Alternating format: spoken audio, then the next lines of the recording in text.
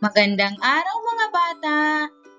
Ngayong araw mga bata, ay may bagong kaalaman na naman kayong matutunan. Handa na ba kayong matuklasan ng bagong kaalaman ngayong araw mga bata? Kung ganon, ilabas niyo na yung lapis at papel para may magamit kayo mamaya.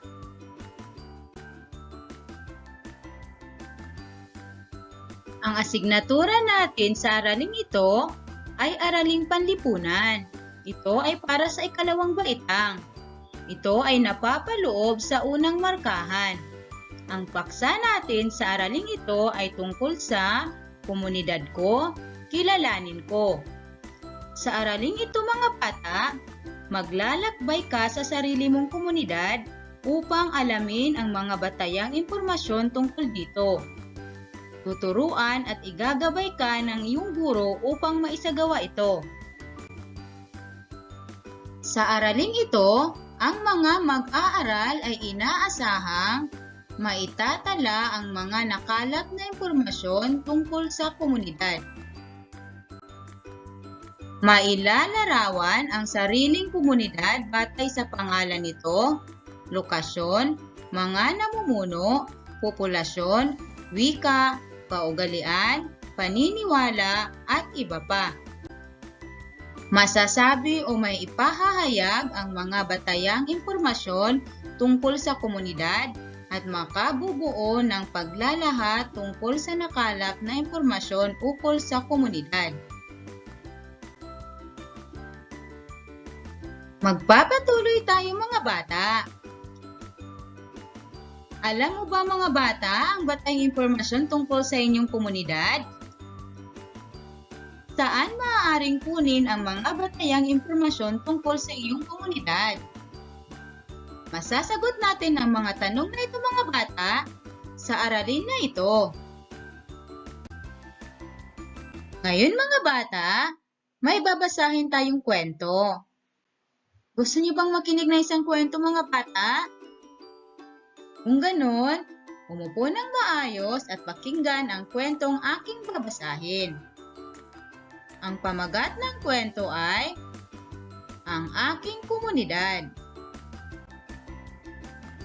Nakatira ako sa Barangay San Gabriel. Kahit maraming pamilya ang nakatira rito, malinis pa rin ang kapaligiran. Lahat ng mamamayan ay tulong-tulong sa pagpapaunlad ng kabuhayan ng bawat isa. Nagkakaisa ang mga tao rito. Si Ginoong Manuel de la Rosa ang pinuno dito. May iba-ibang grupong etniko sa aking komunidad. May mga Ilocano, Muslim, Igorot, Tagalog, Pampango at Bicolano. Iba-iba man ang pinagmulan at wikang sinasalita, kaming lahat ay pinagbubuklod ng aming pananampalataya sa iisang Diyos. May Iglesia ni Cristo, Katoliko, Muslim at iba pang relihiyon. Subalit, hindi ito hadlang sa mapayapang samahan ng bawat isa sa aking komunidad.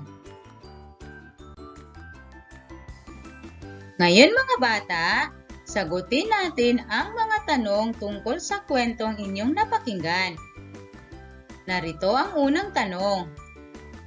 Ano-anong batayang impormasyon ang isinasaad sa kwento? Kasunod na tanong. Mayroon bang pangkat etniko sa inyong komunidad na katulad ng nasa kwento? Kasunod na tanong. Sa anong pangkat ka nabibilang? Anong relihiyon ang kinabibilangan mo? Kasunod na tanong.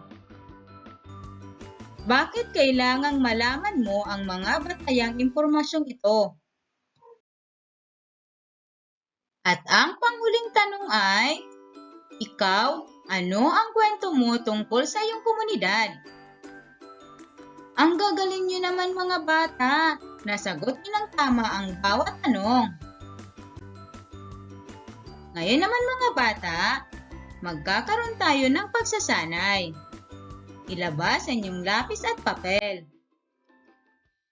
Isulat ang letra ng impormasyong tinutukoy ng may salungguhit na salita sa bawat bilang. Piliin ang sagot sa loob ng kahon. Narito ang pagpipilian mga bata. A. Pinuno, B. Relihiyon, C. Grupong etniko, D. Dami ng tao, E. Pangalan ng lugar, at F. Wikang sinasalita. Narito ang unang bilang mga bata. Ako ay nakatira sa Barangay Bethel. Dito ako ipinanganak. Dito rin ako lumaki. Pangalawang bilang. Sina Nika at Carlo ay mga kalaro ko. Si Nika ay Waray at Ilocano naman si Carlo. Hindi sila lehitimong taga-Barangay Bethel. Subalit matagal na silang naninirahan dito. Pangatlong bilang mga bata. Ang mag-anak na Gonzales ay relihiyosong Kristiyano.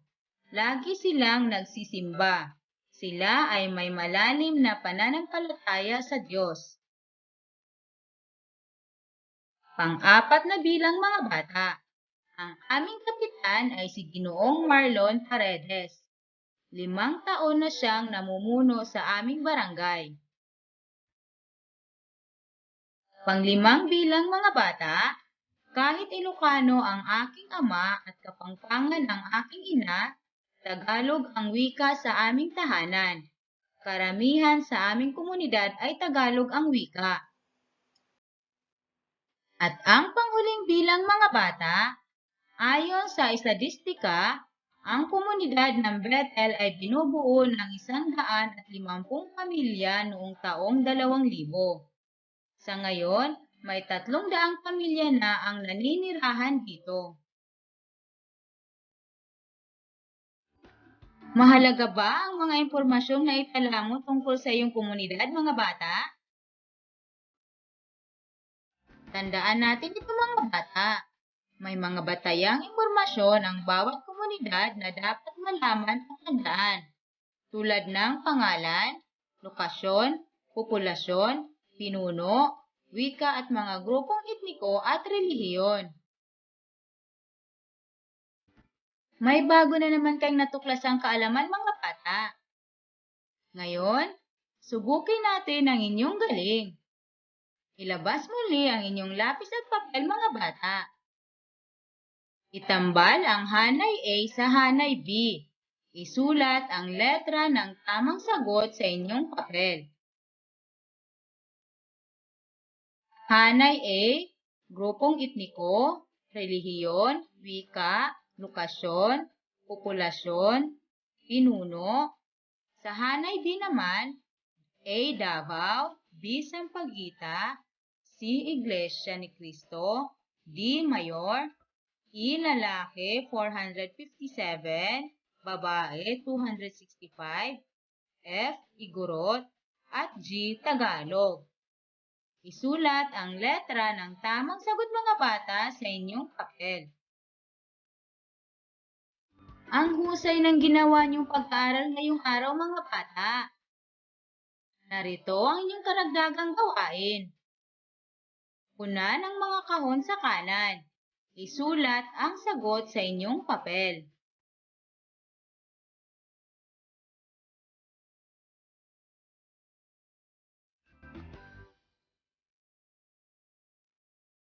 Mga batayang impormasyon tungkol sa komunidad. Isulat ang inyong sagot mga bata sa inyong sagutang papel. Naisulat niyo na ba mga bata? Magaling kung ganon. Narito ang inyong takdang aralin mga bata. Isulat sa talaan ang mga impormasyong inyong makalap tungkol sa inyong komunidad. Isulat ang pangalan ng komunidad, kasalukuyang pinuno, wika, grupong etniko, relihiyon, at dami ng tao batay sa census. Paalam mga bata! Hanggang sa muli!